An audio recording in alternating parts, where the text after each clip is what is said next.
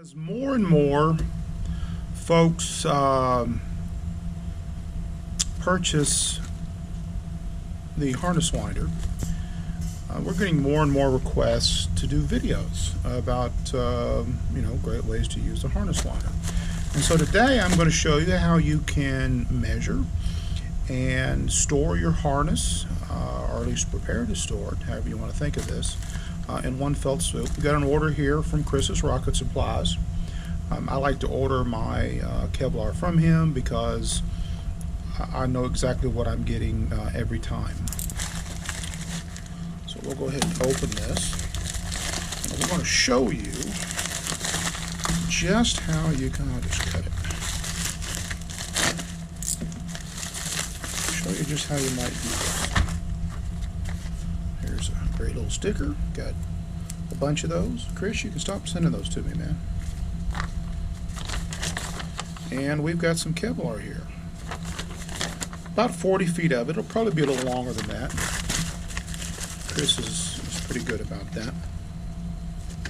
And specifically what we ordered is the, I believe it's the 3/8. Better be the 3/8.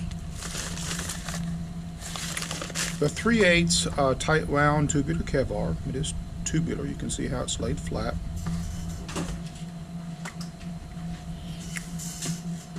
And this should measure out about 3/8 there. And you can see that, yeah, it's pretty close to exactly 3/8, which is what we're expecting. So we'll undo this.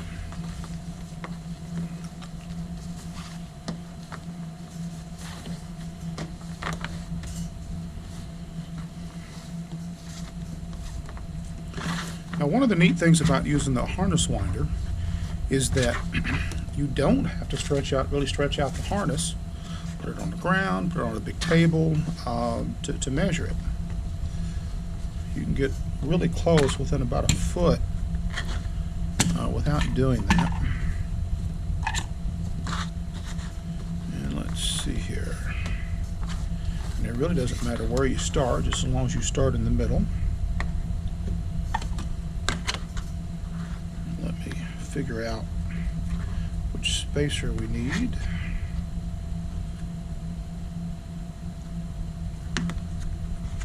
That spacer's a little tall, probably looks like about an 1/8 and a 1/16 would be perfect. Oop.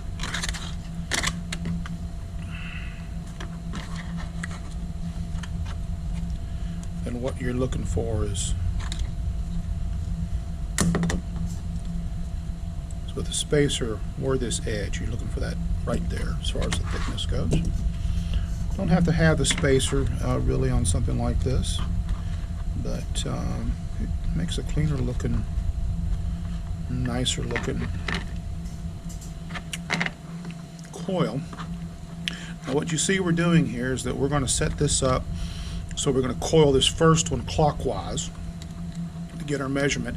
I actually already know how much of this Kevlar you can get in this harness, which then of course gives you the length of that harness. But for illustrating it here, we're just going to pretend we don't know. Okay, so we'll put this over our harness. We'll stick this in, and then we'll just start turning it.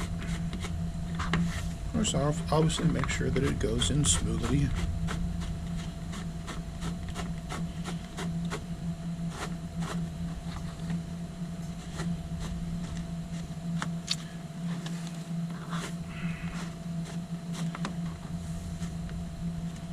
You don't want it too overly tight.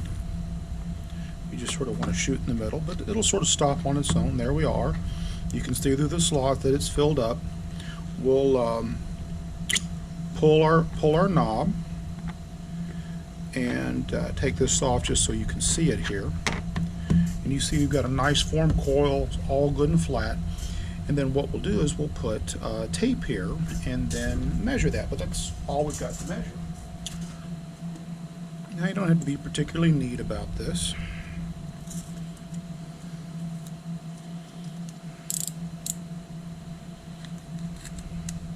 You don't need a particularly long piece of tape. Just enough sort of go around the harness. So there's one.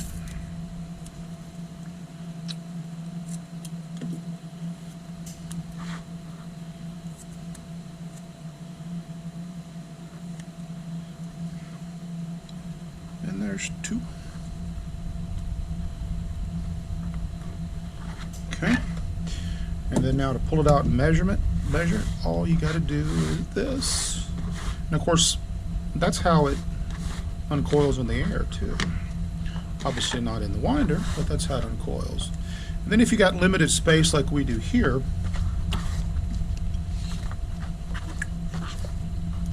we can always double it over like this.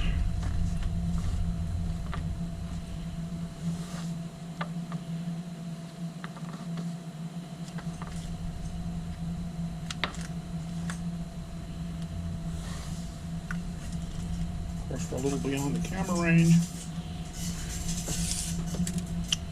Take your tape measure, go out to the end, and you can't see this in the camera, but I'm getting about 46 some odd inches. So 46 times 2 gives you 80 plus another 12, so about 92, which is about right, 92 to 94 inches. 94 inches is usually what I usually get when I check this. But 92 inches. And now we know what will fit in coil. Now at this point, really all that's left is to coil the rest of it up. Go ahead and take your tape off. This may or may not mean anything later.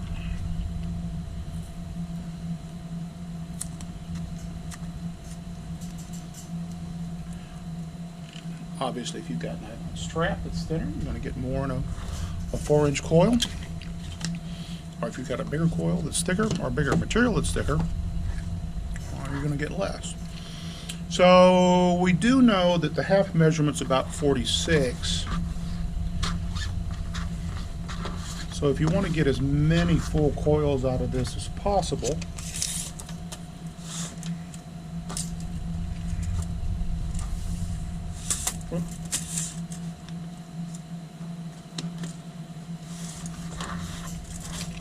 you're going to measure out, let's see, you're going to measure out 486 and consider this your center and start from there. Now since we're going to sew up some loops and we need a little bit of extra, we're going to come out a little bit farther for this first coil. This is just sort of a guess, but we'll come out 5 feet. That should give us plenty of tag in there. We'll generally sort of put that in the center there, and then we'll just start coiling.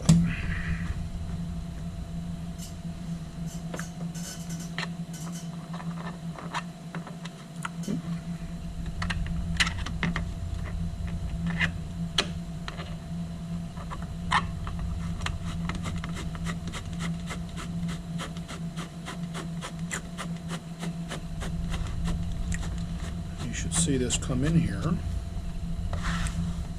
and say there's our tag, about a foot or so. That'll probably be enough. Let's check it though before we get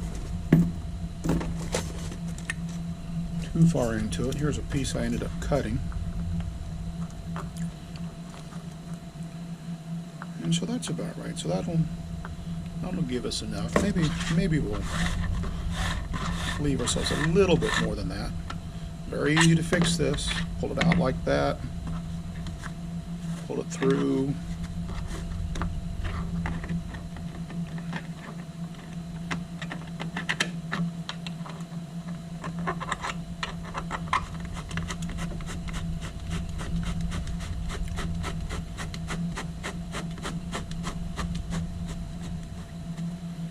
Now we've given us a little more on tag in there to sew that up and loop.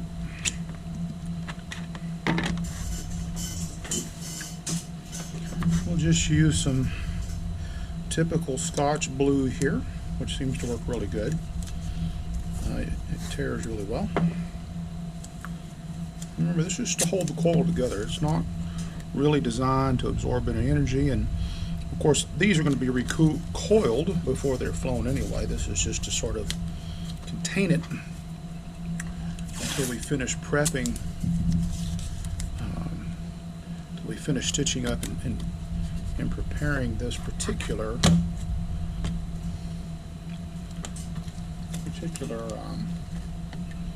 harness. One other benefit of the spacers is they do make it a little easier to get the harness out of there. Whoop.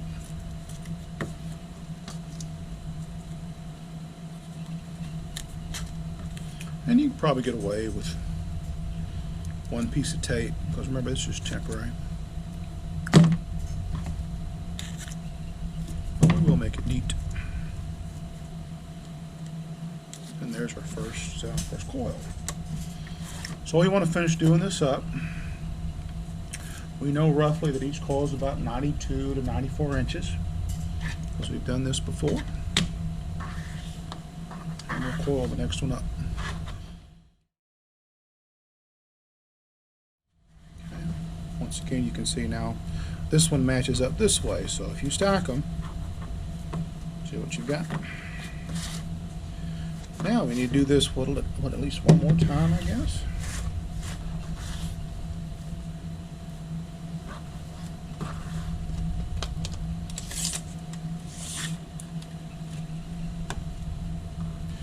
Now, if you want to get really fancy, you could even mark a bench for the different sizes. Okay, there's about 46, 47 there. I'm just sort of hold it in the center. This one, let's see here, we'll go the other way.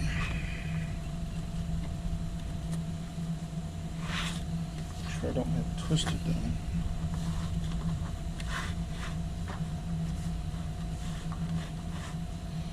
And I do have it twisted.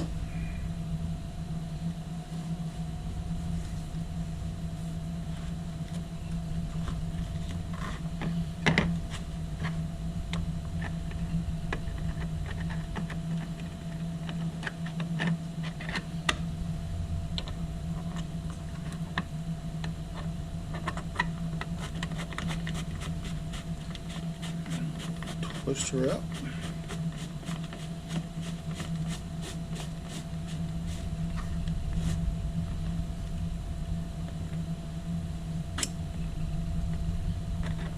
There we go.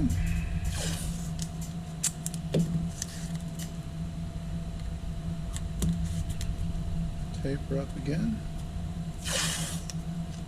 Boy, that's a long piece of tape.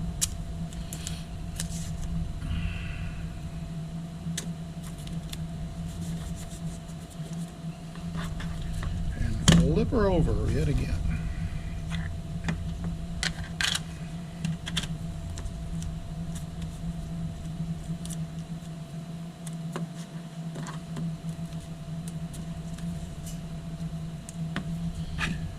Now, we probably can't get